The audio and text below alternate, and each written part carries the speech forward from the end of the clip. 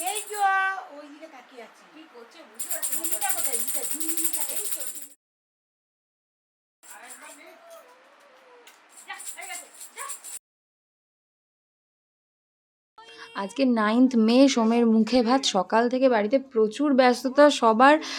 মা রান্নাঘরে রান্নাবান্না করে রেডি করে তারপরে এখানে স্নান করাতে চলে এসছে। আর স্নান টান করিয়ে এখন ওকে তুলে নেওয়া হলো। এবার তাড়াহুড়ো করে ওকে একটু রেডি করে নিয়ে চলে যাব মন্দিরে। একদম পায়েসটা রান্না করা রেডি, ওখানে মন্দিরে ঠাকুরের কাছে পুজো দিয়ে ওকে মুখে প্রসাদ ছেঁকিয়ে দেবেন ঠাকুরমশাই। আর তারপরে বাড়িতে এসে ভাই একটু ভাত আর যা যা সমস্ত রান্না হয়েছে আর পায়েস সমস্ত কিছু ওর মুখে ঠেকানো হবে। এখানে সোমকে মা কালীর সামনে শুইয়ে দেওয়া হয়েছে। ঠাকুরমশাই যেমনটি বললেন যে ওকে একটুখানি ঠাকুরের সামনে শুইয়ে দাও। তারপরে এখানেও শুয়ে শুয়ে নিজের মতো এক্সপ্রেশন দিচ্ছে আর মা কালীকে দেখছে। আর এইখানে আরেকটা জিনিস ঘটেছিল, যেটা ঠাকুরমশাই একসাথে শাঁখ এবং ঘণ্টা বাজিয়েছিলেন, যেটাতেও ভয় পেয়ে প্রচণ্ড জোর কেঁদে উঠেছিল। আর আমরা সেটাকে নিয়ে খুব হাসাহাসি করছিলাম। মা কালীর কাছে একটি মালা দিয়ে পুজো দিয়েছিলাম। মালা 5 রকম ফল, কাপড়, মিষ্টি সমস্ত কিছু। আর তারপরে দেখলাম মালাটাও খুব সুন্দর করে ঠাকুরকে পরিয়ে দেওয়া হয়েছে। আমাদের এই মন্দিরটি পাড়ায় প্রায় 150 থেকে 200 বছর পুরনো। এটি একটি শ্মশানকালীর মন্দির। মানে আগে আমি শুনেছিলাম এটা, যে এখানে গঙ্গা আরও কাছে ছিল, যার জন্য এখানে শ্মশান ছিল। মা কালীও এখানে সেই হিসেবেই প্রতিষ্ঠিত। তবে গঙ্গা অনেক দূরে সরে গেছে এখন যত দিন এগিয়েছে, কিন্তু মন্দিরটি এইভাবেই রয়ে যায়। তাই যে কোনো শুভ অনুষ্ঠান, যে কোনো কিছু সব কিছুই আমরা মা কালীর কাছে দিই। শুধু আমরা কেন, পাড়ার সব মানুষই এখানেই দেয়। আর কালী পুজোর সময় তো প্রচণ্ড ধুমধাম করেই পুজো হয়। যদিও আমি থাকতে পারি না, কারণ কালী পুজোয় আমার বাড়িতেও, বাড়ির কাছে পাড়াতে খুব সুন্দরই পুজো হয়। তো ছোটো থেকে যেহেতু ওখানে থাকা, সেই জন্য চলে যাই। তবে আশা করি কোনো এক বছর অবশ্যই থাকবো আর আপনাদের অবশ্যই দেখাবো কেমন করে পুজো হয়। আর এখানে ঠাকুরমশাই সোমকে মুখে এই যে প্রসাদ দিয়ে দিল, ব্যাস। আর সেইটা চেটেপুটে খেতে খেতে ওর কান্না টান্না ভুলে গেছে দেখুন।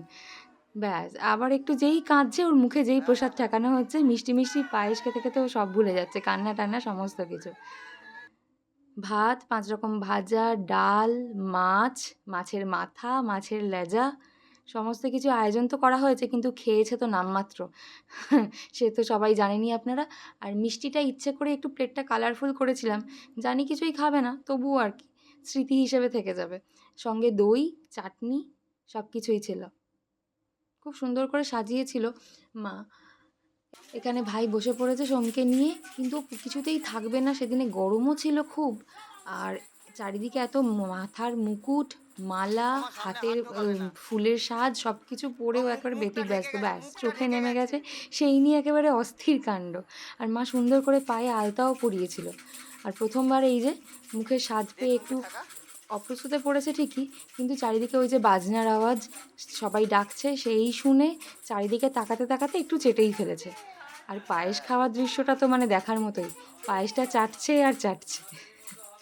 আর মা পাশ থেকে ভাইকে ইনস্ট্রাকশন দিচ্ছে যে কীভাবে খাওয়াতে হয়। কাঁচা হাতে ও যে এইটুকু একটা বাচ্চাকে ধরেছে, এই অনেক বড় ব্যাপার। ও তো মানে নার্ভাস হয়ে যাচ্ছে, ঘাবড়েই যাচ্ছে যে কীভাবে আমি ধরবো সোমকে। যাই হোক, শেষমেশ ও ধরেছে। আর চামচে করে পায়েসটা মুখে দিতেই ব্যাস, সে তো চাটছে মিষ্টি পেয়ে। আর মাকে যেহেতু দেখতে নেই, তাই আমি পাশ থেকে কন্টিনিউয়াসলি বাজনা তো বাজাচ্ছি আর চোখটা বন্ধ করে রয়েছি। বাজনা নয়, অ্যাকচুয়ালি এটা মায়ের একটা ওষুধের কৌটো। সেইটার আওয়াজটা যে কী ভালোবাসে, সেটা পেলে সব কিছু ও ভুলেই যায়। আর পায়েস পেয়ে তখন কান্না টান্না সব কিছুই ভুলে গেছে। সোমের মুখে ভাত এই উপলক্ষে আগের দিন থেকেই বাড়িতে তো প্রচুর ব্যস্ততা ছিল। এটা কিনতে যাওয়া, সেটা কিনতে যাওয়া, এটা ভুলে যাচ্ছি, ওটা ভুলে যাচ্ছি, টুক করে গিয়ে নিয়ে চলে আসা, এই সমস্ত ছিলই। আর আমি মাকে বলেছিলাম যে তুমি আগের দিন চলে আসবে, তাহলে আমাদের অনেকটা সুবিধা হবে। কিন্তু বাবার শরীরটা একটু ঠিক ছিল না, যার জন্য মা বললো যে আমি কাল সকালেই যাব, তোর বাবাকে নিয়ে আমরা সকাল সকাল পৌঁছে যাব। তো ওরা ওখান থেকে, হাওড়া থেকে গাড়ি নিয়ে বেরিয়েছিল প্রায় 9টা।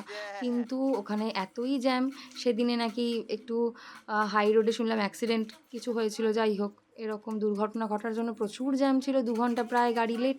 তারপরে ওরা ভেবেছিল তো আসতেই পারবে না। যাই হোক, ঠাকুরের আশীর্বাদে এসেছে এবং সমস্ত কিছু খুব ভালোভাবে মিটে গেছে।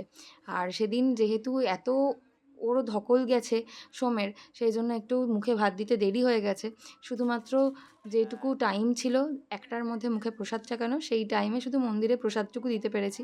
বাড়িতে এসে সমস্ত কাজটা একটু লেটই হয়ে গেছে।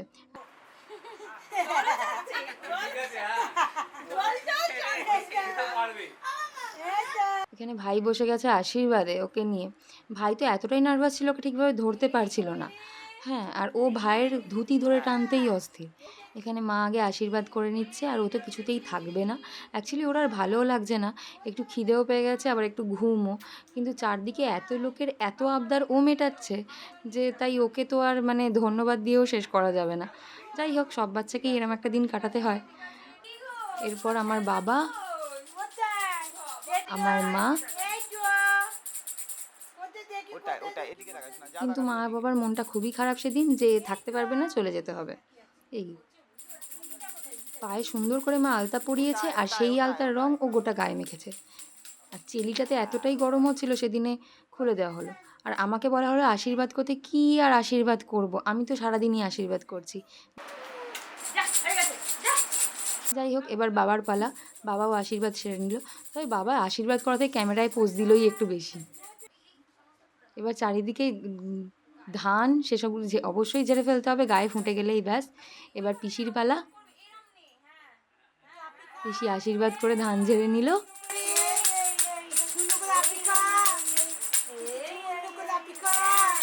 এইবারে দেখা যাক ও কি ধরে। পুরো থালাটাই ধরে টানাটানি করছে। আমরা খুব টেনশনে ছিলাম যে ও টাকাটা না ধরে। যাই হোক, শেষমেশ খাতার উপরেই হাত রাখবে।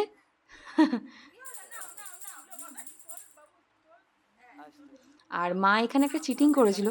ভাই কিন্তু মানে আমার ছেলে কিন্তু 500 টাকাটা ধরেনি, তা সত্ত্বেও টাকাটা ভাই পেয়ে গেছিলো। যাই হোক, ওর প্রাপ্য। ও এত কষ্ট করে একটা ছোটো বাচ্চাকে এতক্ষণ হ্যান্ডেল করেছে, ওটার প্রাপ্য 500 টাকাটা ওই নিয়েছিল। হাত খরচা বাবদ নয়, ভালোবেসেই আর কি দিয়ে দিয়েছিলাম। শেষমেশ পেনটা দিয়ে ও মুখে দিয়ে নিয়েছিল। যখন লাল পেনটা হাতে ধরলো, পুরোপুরি পেনটা ধরেই মুখে। আমাদের আশীর্বাদের পালা তো শেষ, এবার আপনাদের পালা। সোমকে অবশ্যই আশীর্বাদ করবেন, ও যাতে ভালো থাকে, সুস্থ থাকে, আর একজন ভালো মানুষ তৈরি হয়। সবাই খুব ভালো থাকবেন, সুস্থ থাকবেন, আর আমাদের পাশে থাকবেন।